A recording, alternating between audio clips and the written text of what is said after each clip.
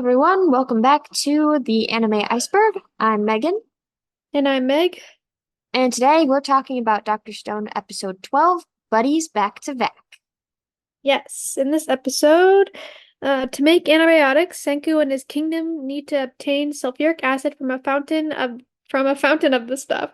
The Huh. team goes prepared, but there's no guarantee that they'll make it back alive. Huh. The second half was good, the first half was kind of weird.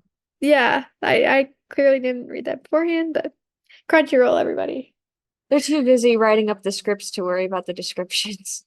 They're Mm-hmm. busy over there. Okay, this covers manga chapters 30, Death Green, 31, Friends Have Each Other's Backs, and 32, Brains and Heart.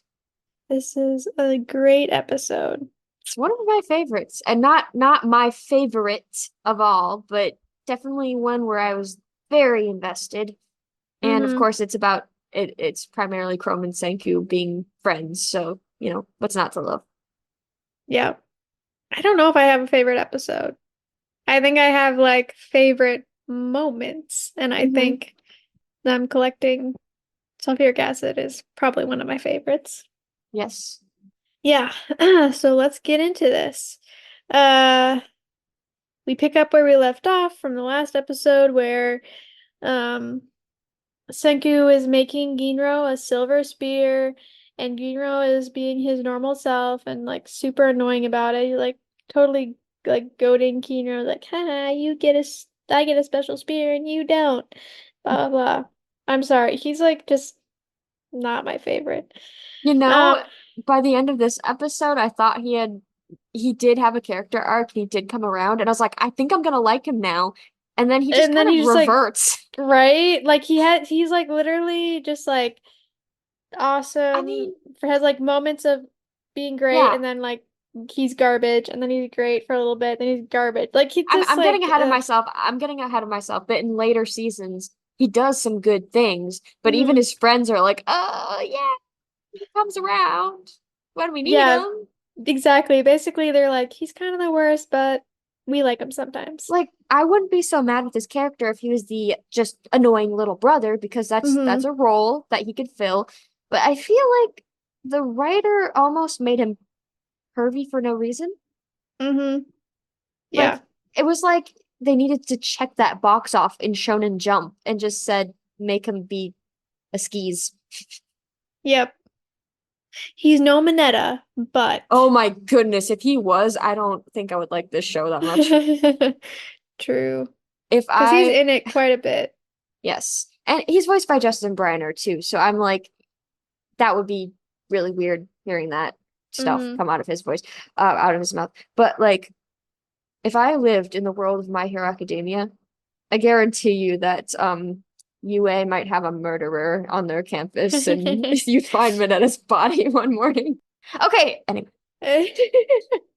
anyway, But then we find out Ginro is gonna be the team bodyguard, and what is he gonna be a bodyguard for? We see Senku and Chrome and Kohaku and Ginro. They're all like set out, and we see them heading somewhere. Um, and Senku explains that there is a various, very serious danger ahead of them and they need a silver spear. There's something that if they breathe it in, they will immediately die. Um, and that scares Ginro a lot. He does not want to die. And I mean, who could blame him? I mean, I get that. I do understand, but everybody else is The like, Well, the silver spear is supposed to be the sensor to mm-hmm, indicate where the gas is. It'll turn black. And Sanku even says, "Hey, if it turns black, you run." mm-hmm. But he freaks Ginro out so much that Ginro goes to the back of the group, and Senku is just like, "Dude, front, please. We need the sensor front." Mm-hmm. Yes. And then they come upon this very beautiful emerald green lake, and everybody is like super mesmerized, and Ginro like starts fantasizing. Like It's like a siren. basically it's like a siren, and he's like starts walking towards the lake, and the spear starts to turn black, and he doesn't notice, and Kohaku with her super speedy skills saves him. Yes. Um, And they see what would have happened to him when a flock of birds flies towards the lake, hit the mhm, gas, and obviously you can't see the gas. They just see the birds fall, like die in midair, fall into the lake, and the lake melts them. They like disintegrate. yeah, so pretty gnarly. And we learned that this is sulfuric acid and the gas in the air. Okay, I didn't catch the second one, but because he says Senku said it's two things, but one of them is hydrogen sulfide. So very dangerous. Don't breathe it in. Um, they get back to their base, and first Kohaku offers to like go alone. She's like, I'll be super fast, and um it'll be fine. But Senku's like, no, you're gonna die. You'll still die. And he tells this story about um a professor who like was out with his students and he like exploring and he bent down and to like tie his shoe or something and breathed in the gas and Yeah, the gas was at like waist level, so he hmm died, but the students were fine and didn't know what had happened. Uh, hmm it's just kind of mind-boggling to me that you can walk through that stuff and like they're making gas masks, but they don't need goggles. Like it's not hurting hmm their eyes or anything. It's just like if it gets in your lungs, like that's the killer. true. You think something so deadly would like harm things outside of your body Yeah, too, now but that makes it's me just the lungs. do. I'm Googling that.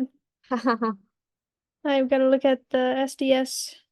The safety data sheet tells you, That's one of the referenced works, I'm pretty sure, in Dr. Stone and the front cover they really? have. That's Yep, they have all funny. their referenced works. Yep.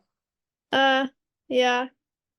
Scientists need to check it to see if, like, how to handle different chemicals. Hmm. Hmm. Because now I don't remember. I think we have sulfuric acid in the lab, but and I have used it, I think, but I can't remember now. I just want to see that. There it is. I found one. Do do do. That was just oh, what's the word? Easter egg. I love when Uh we got Milo to say it. Do. it's so cute. Yeah.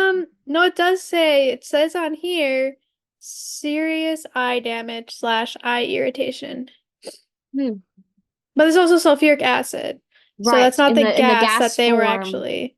yeah, maybe it's diluted enough that like it only damages once it gets inside your body, and it's like it's not asphyxiation because it's like instant death. Hmm. So interesting. It's so weird. Yeah. Anyway, okay. That's that's enough of that tangent for now. Hmm. Um, anyway, they're gonna make a gas mask. And they start, well, Senku's like, we only need one. He tells Chrome he's not allowed to go. Senku's gonna go alone because if the gas mask, they don't make it right and he breathes it in, they don't want both of them dying. So he's gonna pass on all his science knowledge. And Chrome is not having it. He Yes. I totally I love him in this scene. He's like, this is not the most logical plan. You can't go alone. If something happens, there's no one there to help you. And basically I really like, well, first I really liked Senku's line. He's very like this is the most logical thing, even though we know he cares about his friends. It doesn't he would feel terrible if something happened to them. And he's like, every human dies eventually, but their knowledge can go on living. Um, So basically, he's like, Chrome, if you stay behind, then I can ensure that at least one scientist is still living. I can tell you all the things I know, or at least try to. So if I die, then you'll carry on my work. mhm, But Chrome is like, no, no, no, no. That's not how this is gonna go down. mhm, yes. And then we also see just like briefly we see Kohaku is like listening to this whole thing, which is important. And he Chrome he's like calls Senku his friend, which I think is the first time he does that. And you can see him Senku melting, like, oh, he cares about me. And so he wears him down and Senku agrees to let him go. Yes, I like this is what Chrome says in the manga, but he's like talking to Senku and like he's getting angry at Senku for making him stay hmm behind. It's like, so now you have to come back alive. You, Senku, and he Kavedon's the tree behind him. Awesome. So then after they resolve that, we see Kohaku. She's thinking about, she's relating to Chrome because she's remembering like her and Ruri, who's very ill, and her dad tells Kohaku like your sister's gonna die. You need like the purpose. Yuri Ruri as the priestess. Her job is to like remember the 100 tales, which is basically like their knowledge, Yeah. um, important knowledge for them to remember.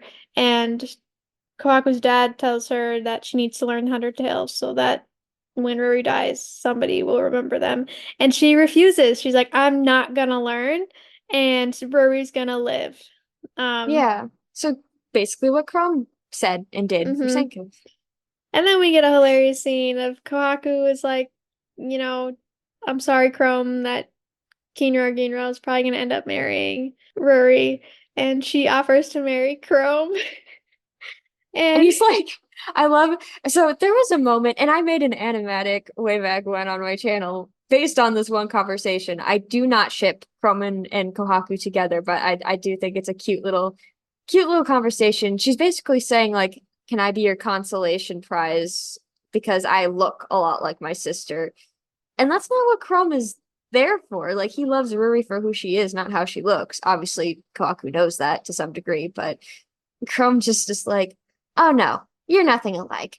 Ruri's a lady. You're a gorilla. then he promptly gets beat up. Yep. Uh yeah, so they resolve that and they make gas masks for Chrome and Senku and go back to the lake. Um, and I mean, this whole scene is just so great because they get there and Chrome is like really afraid, like he's like, if I step into this gas and this might be it for me. And Senku's like, bro, come on. And Chrome is like thinking to himself, like, oh, Senku's so brave, like I'm not like him. And then you see Senku's hands like shaking, and it was just like, ugh, it's just I such drew a I drew that with us in place uh, of the boys. really awesome. Did I It's send that just to you? I don't know if you did. Okay, well, I'm going into my photos right now. Okay, okay, but it's just like such a great moment because it is that's like It's something that's like just so both of relatable when them. like Yes. like you know they're both afraid, but there's one like they're being brave for each other. Yeah. It's so great. Um. I like that because Chrome just has this assumption that Senku is the bravest and is so like he can do anything. And then it's a very humanizing moment to realize his friend is just as terrified as he is. hmm and then we get like a brief moment of Ginro and like Koski having a heart to heart because Ginro like refused to go again. He's like, I'm, too afraid. Um, and Koski is like, those boys are afraid too, and yet they're there. And then he's like, oh, look, I made an extra mask. And Whoopsies. we can guess what happens. Oh yeah. Uh, and so Senku and Chrome, they're collecting their sulfuric acid, and we see Senku's gas mask like has a hole in it, and Chrome is like, Senku, um, it has a hole, and like he's freaking out, rushing to him, and Senku, he has the planner that he has his strips, and he covers the hole, and it's like all good, and Chrome's like, okay, good, crisis averted, but no, because My heart in this uh, scene. Because you yes. think Senku is in danger, but he's the MC. He's got a bit of plot armor. He's been killed once before and come back from it. But when Chrome's the ledge crumbles underneath him and Chrome starts slipping, I'm like, oh, Oh no, the Yeah, best you're friend like, this character. is. My favorite character. If you don't know, anytime I say I like a character or they're my favorite, they are doomed to die. It's just facts. Um, but he starts falling, and well, I like in the manga, he's like, "This is bad in a bad way." But he's thinking to like it's going in slow-mo, and that's how it is when you're in like a scary moment. Your brain just like slows Mm-hmm. everything down so you can think. Yes, And he's just it is very thinking, true. and he's just thinking to himself, this is it. I'm really gonna die. And it's gonna be painful, by the way. But he's like, at least I want him to be able to save Ruri. I'm sorry, Senku. He's rushing over to help me, but he's not gonna make it in time. And he's just like accepting his fate when all of a sudden the spear comes out of nowhere. And Chrome, I don't know how, is able to grab onto it to keep from falling. And it's Ginro. Ginro showed up to save the day. Mm-hmm. Yes, and this also again is like just a crazy moment because Ginro is like, he's literally like has his spear extended and is like holding Chrome um like at the end of that, which is like just the physics, like that is The like such spear a. might have broken I'm surprised if the spear didn't break, but like just like I mean, that Chrome's to not hold that somebody like that big, is but very difficult. So the yeah. breathing super sporadically, and Senku's like, "Stop! You got it. The gas mask won't work if you don't breathe normally," and then that's making him freak out even more. Um, but then they both Chrome and Senku, who Chrome is in a very precarious situation. Like they both, um, they both like talk him down, and Yeah. he manages to Fling save Chrome. Chrome. Yeah, Yeah. fling him. I liked both boys, Senku and Chrome, like what they the how calm they were and what they did. Because Senku comes by Ginro and he like kind of grabs the end of the spear too, but Senku's not gonna Hmm. offer much strength. Um, but he's just like telling Ginro to calm down. And Chrome, I think most props go to Chrome here because I mean he's the one who's in the most danger right there. And Yes. he's literally inches from touching the water, and he just like carefully extends a hand. He's like, Ginro, think with this and this, and he like puts a thumb to his chest and puts a thumb to his head. It's like reason with your brains and your heart. And I really liked that. Yeah. So crisis averted, and sulfuric acid has been acquired. Woohoo! Yay! That was quite the adventure they went on. Yes. But yeah, so now that that episode is done, let me go through some super quick extra fun manga things, like the chapter break things. Show the first one. Sorry, flipping through the pages here. What a Okay. noob. You didn't bookmark the pages. Yeah. All right. So the first one is a Mecha Senku Q&A. Chrome calls Kohaku a gorilla, and all of a sudden his head's covered in lumps. Did Kohaku somehow get him back for that jab? How did she do it? In the anime, we can see her feet flying, that she's kicking Chrome. But in the manga, it's just one panel where they're standing there and Chrome's fine. And the very next panel, it's the same exact setup and he's got lumps on his head. So, Senku says, Kohaku rapidly pounded Chrome's head with her stone shoes, as if dribbling a basketball. Ouch. And let's see here. I think the next one is also a Mecha Senku Q&A. Oh, this one is interesting. How old are Senku and the gang? Um, so Senku is 16 years old. Taiju is 16 years old. Yuzuriha is 15 because if you remember, they revived her after they were out for a year, so she should have been the same age as them, but she's behind now. Tsukasa is 18. Gen is 19. Kohaku is 16. Ruri's 18. Prom's 16. Kinro's 18. Ginro is 16. Suika is 9. And Kasaki is 60. Wow, okay, he's not that old. No, he's really not. Huh, But interesting. yeah, I also was like, wow, Chrome's going after an older woman. Good for him. It's not that much of an age difference. It really doesn't matter. All right, let's see. No new character voice actor to introduce. So, tracking. Chrome said that's bad one time. And then animation expertise. I thought the symbolism with the sulfuric acid being the siren, who they dubbed Sulfurina later, I thought that was pretty clever. And they continue to use that motif of like that beautiful but dangerous combination for her. I just wish it wasn't so suggestive. I get it. She's a siren, but still, Hmm. Yeah. it's worse in the manga. Yeah, I imagine. Yep. Actually, I don't actually Don't, imagine. don't imagine. Yeah. Um, yeah, so sulfuric acid, it's super important. Obviously, they need it to make their sulfa drug. Um, and I just wanted to talk a little bit about what it is. So sulfuric acid is you can make it with a reaction of water with sulfur trioxide. Uh, it's used in a lot of different things, the manufacturing of fertilizers, pigments, dyes, drugs, explosives, detergents, inorganic salts, and acids. Um, I was curious about like they literally just find a whole lake of sulfuric acid. And what I found was so in pure and anhydrous sulfuric acid does not exist in nature, and anhydrous basically just means without water.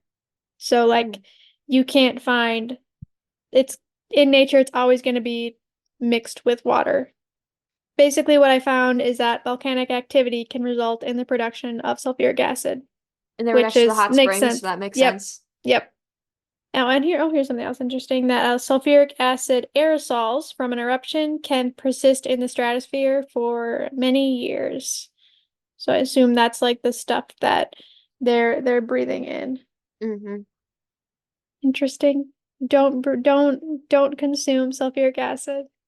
Be careful if you go Dangerous. to a natural hot springs area. Yeah.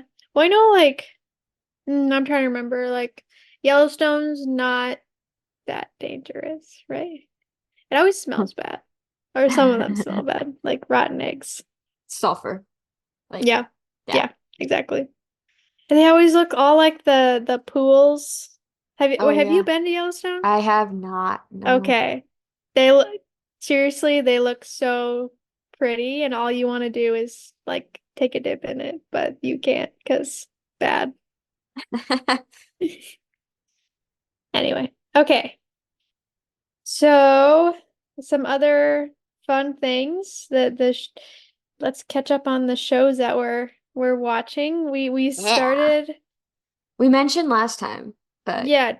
Yeah, wait, I think we last time we had like just watched like one or two episodes, yes, right? but we're still, yeah, we're still into Horimiya, and I'm liking it so far. I really like Miyamura as a character. Yes. Um, I think what I've always seen as the big three of shoujo manga, is Fruits Basket, Kaguya-sama Love is War, and Horimiya. So now we're getting to the third one of the big three. So I'm like Mm-hmm. I'm forming my judgments based on these three so far. I would say so far my notes on them is Fruits Basket is about more about overcoming trauma. And then there's relationships involved. Obviously, they're all shoujo, so they have romance. Kaguya-sama Love is War is more of a coming of age for all of the characters. And then my thoughts on Horimiya right now is that it's about learning to be dependent on others. Mm-hmm. Or learning to trust them. Dependent sounds Yeah. bad. Well, dependence as in Like, it's okay to need other people. yeah, yeah, that's a good way to put it. Yeah, I'm liking it too. There's a couple I things I would yeah, like I love Miyamura. Hori's not like she's okay. She needs like we'll see. She needs a little bit more of like character depth, but yeah. yeah. And then as I mentioned last time, did you cut it out? Nope, Actually nope. for us. Okay.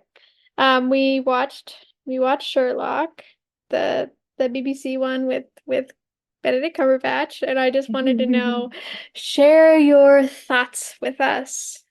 Yes, I really liked sometimes British shows were American, so sometimes the pacing can be off or like the humor can be a little different than you're used to, but I think it was very well done, and I really like how Benedict Cumberbatch portrays Sherlock, especially with just how fast he like delivers the dialogue and like I don't know, he's like this I know Sherlock came first, but he's like this fusion of Dazai and Rampo in my mind, and I'm loving it.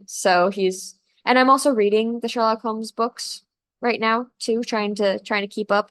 And it's modernizing it in a way that's a little bit easier to understand. They're changing the stories a fair amount, Mm-hmm. but like it's also I don't know, it's cool. It's very cool to see like the thought processes behind his deduction.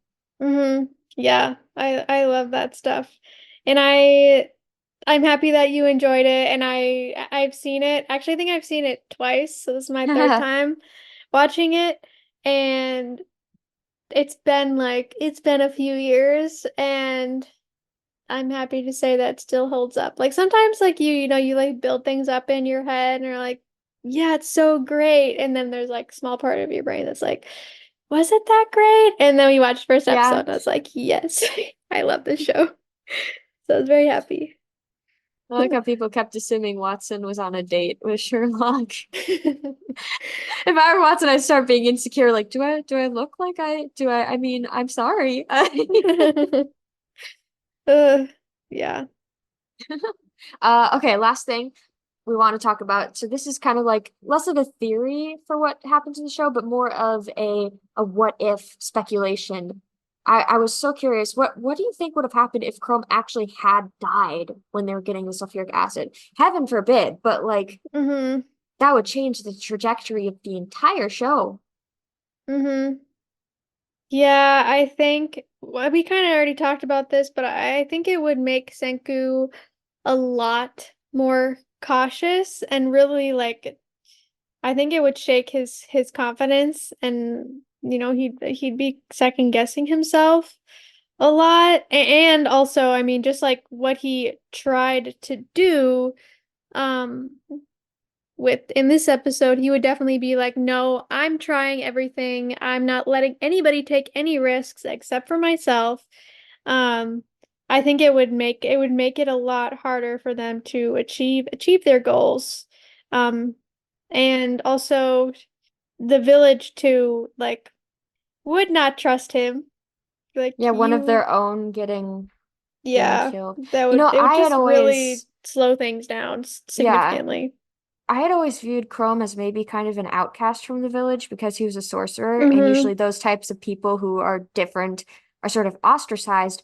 But then in this episode, when Kohaku was having her heart to heart with Chrome, she said something along the lines of, "Hey, if Ruri married a man like you, I'm sure the whole village would be thrilled." So now I'm like, I think the villagers are all real tight. So Mm-hmm. I don't think he's excluded. He might be seen as kind of an oddball, but I think they love him all the same. They're like one big family. So if he had died there, not only would Senku be like, there's no way you're coming in here, they might have been after him, like to Mm-hmm. kill him. Yeah, that'd be really hard. I mean, luckily he does have enough friends at this point where they would help him through, but Yeah.